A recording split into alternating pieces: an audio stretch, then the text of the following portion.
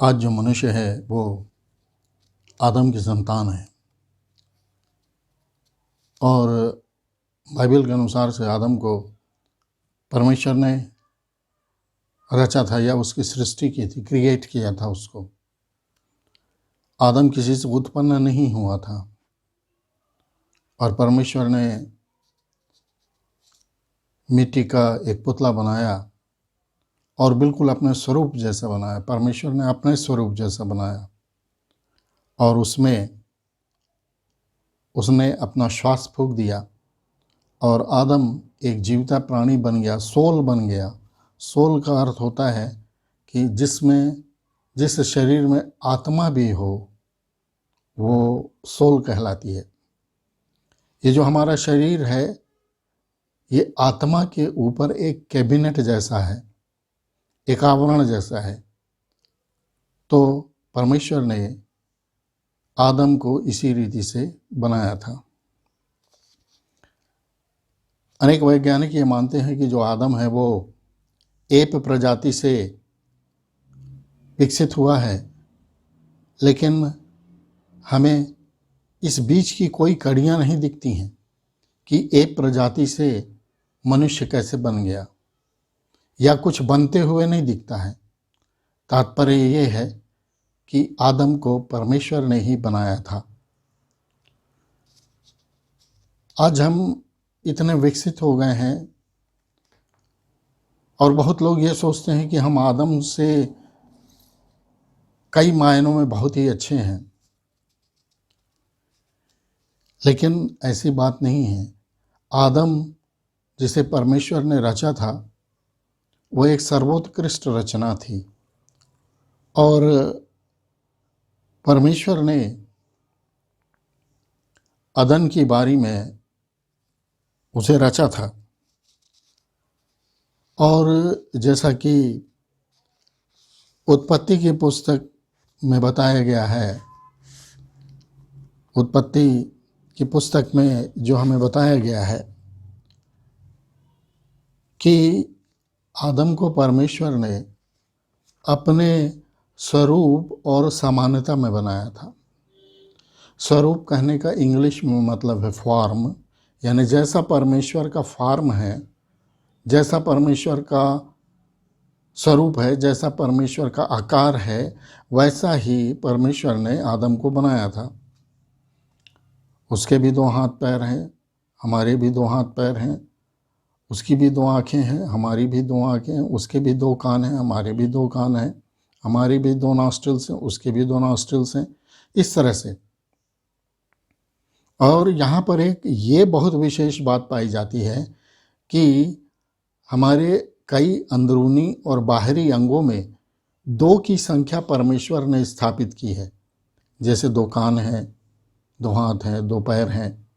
और ये जो दो की संख्या होती है ये परमेश्वर के नियमों के अनुसार से, परमेश्वर के वचन के अनुसार से विटनेस को दर्शाती हैं, साक्षी को दर्शाती हैं। परमेश्वर ने अपनी विटनेस, साक्षी आदम में भर दी थी और आज तक हम में भी पाई जाती है। जब परमेश्वर ने एक मिट्टी का पुतला बनाकर उसमें श्वास फूंका तो उस मिट्टी के पुतले में परमेश्वर की आत्मा का प्रवेश हो गया और वो एक जीवता प्राणी बन गया। अब जैसे कि लिखा हुआ है कि परमेश्वर ने उसे अपनी समानता में बनाया, तो हमको ये बात समझ में आनी चाहिए या हमें परमेश्वर कैसा है ये जानने की आवश्यकता है, क्योंकि उसने आदम को अपनी समानता में बनाया था। तो सबसे पहली बात तो ये है कि जो परमेश्वर है वो आत्मा है। यूहन्ना रचित सुसमाचार उसके 4 अध्याय की 24 आयत में अगर देखें तो वहाँ पर यह लिखा हुआ है कि जो परमेश्वर है वो आत्मा है, रूह है, स्पिरिट है। और उसी आत्मा का अंश जो था परमेश्वर ने मनुष्य के देह में डाल दिया। अब हम ये देखें कि आखिर आत्मा क्या होती है। तो बाइबल में अगर अय्यूब की पुस्तक के 4 अध्याय में उसकी 15-16 आयत में हम जाएं तो हमको स्पष्ट पता लग जाता है कि आत्मा क्या होती है। अय्यूब का जो मित्र था उसने आत्मा के बारे में एक डिस्क्रिप्शन दिया है। वहाँ पर इस तरह से लिखा हुआ है 15वीं आयत में, अय्यूब की पुस्तक 4 अध्याय उसकी 15वीं आयत में ये लिखा हुआ है, तब एक आत्मा, और ब्रैकेट में है वायु, विंड, एक आत्मा मेरे सामने से होकर चली और मेरी देह के रोए खड़े हो गए। एक चीज़ है जो सामने से गुजर रही है, वायु की तरह से है, और बोल रहा है कि मेरे देह के रोए खड़े हो गए। आखिर उसमें कुछ ना कुछ तो ऐसी पावर थी, कुछ ना कुछ ऐसी बात थी जिससे तेमानी एलीपेस जो अय्यूब का मित्र था उसके रोए खड़े हो गए थे। फिर 16वीं आयत में लिखा हुआ है, वह चुपचाप ठहर गई और मैं उसकी आकृति को, फार्म को पहचान न सका। और वो जो आत्मा थी वो तेमानी एलीपेस के सामने स्थिर हो गई, खड़ी हो गई, और वो देख रहा है कि कोई चीज़ तो खड़ी है, कुछ तो है, परंतु वो उसकी आकृति को पहचान नहीं सका। और बोलता है कि मेरी आंखों के सामने कोई रूप तो था, इमेज तो थी, लेकिन उस इमेज के पास में, उस वातावरण में पूरा सन्नाटा छा गया, साइलेंस हो गया। फिर बोलता है, मुझे एक शब्द सुनाई दिया। यही परमेश्वर का स्वरूप है। यूहन्ना रचित सुसमाचार उसका 1 अध्याय 1 आयत में लिखा है कि आदि में वचन, वर्ड, शब्द था। फिर लिखा हुआ है कि वचन परमेश्वर के साथ था। ये जो वचन दोबारा आया है ये प्रभु यीशु मसीह के लिए आया है कि परमेश्वर ने जो वर्ड्स या वचन प्रभु यीशु मसीह को ठहराया था। प्रभु यीशु मसीह बोलता था और परमेश्वर की सामर्थ्य कार्यकारी होती थी और सृष्टि की चीज़ें इस्टेब्लिश होती जाती थी, स्थापित होती जाती थी, बनती जाती थी। तो प्रभु यीशु मसीह जो है वो परमेश्वर का वचन है।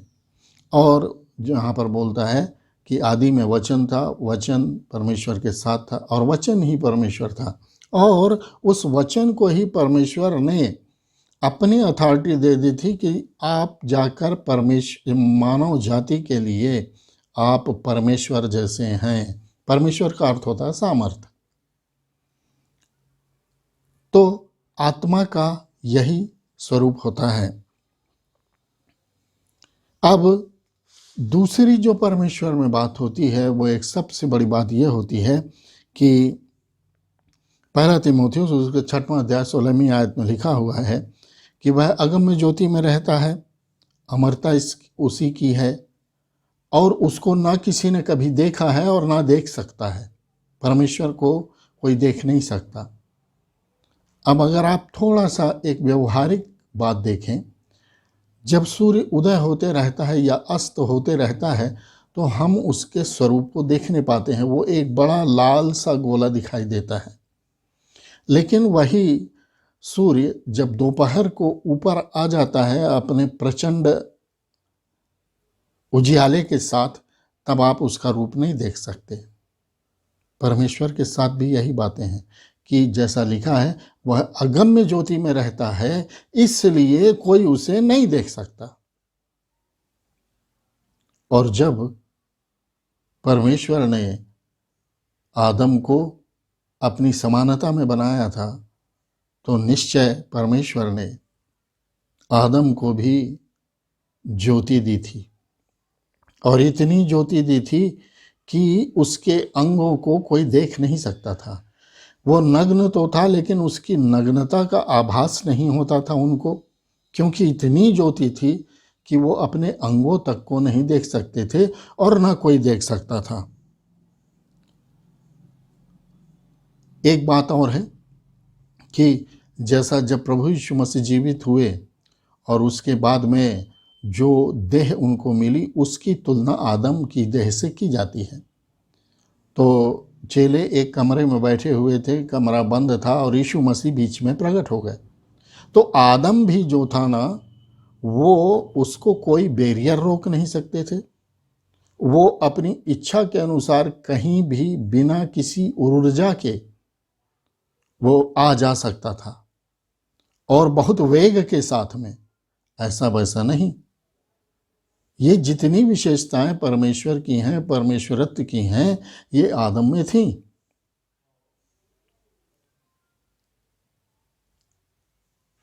आदम,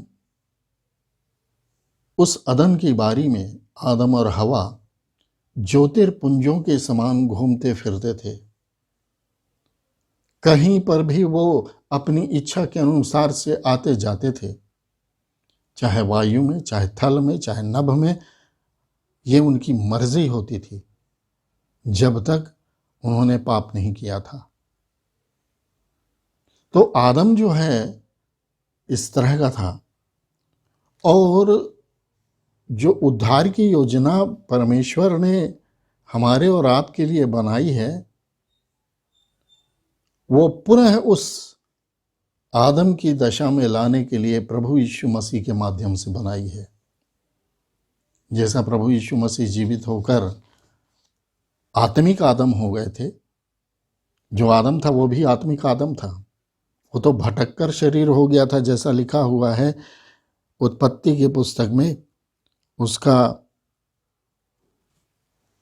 6वां अध्याय उसकी 4थी आयत में लिखा हुआ है कि वो भटककर शरीर हो गया था। नहीं तो आदम पूरी रीति से आत्मिक था, क्योंकि जब संध्या काल को यहोवा परमेश्वर उससे मिलने आता था तो ज्योति ज्योति से मिलती थी, अंधकार उसमें नहीं था। इन बातों को हमको समझना आवश्यक है। और परमेश्वर अपने उद्धार की योजना के द्वारा हम मनुष्यों को फिर से उन्हीं ज्योतिर्मय वस्त्रों को देना चाहता है, उन्हीं उद्धार के वस्त्रों को देना चाहता है, यश का ओढ़ना उड़ाना चाहता है। और जब हम आत्मा के चलाए चलते हैं तो हम में वो आभास हमको अभी नहीं होता, लेकिन अगर हमारी मृत्यु हो जाए या हम परमेश्वर द्वारा मेघारोहण में उठा लिए जाएं यीशु मसीह द्वारा, तो हमको वैसे ही ज्योतिर्मय वस्त्र प्रदान किए जाएंगे।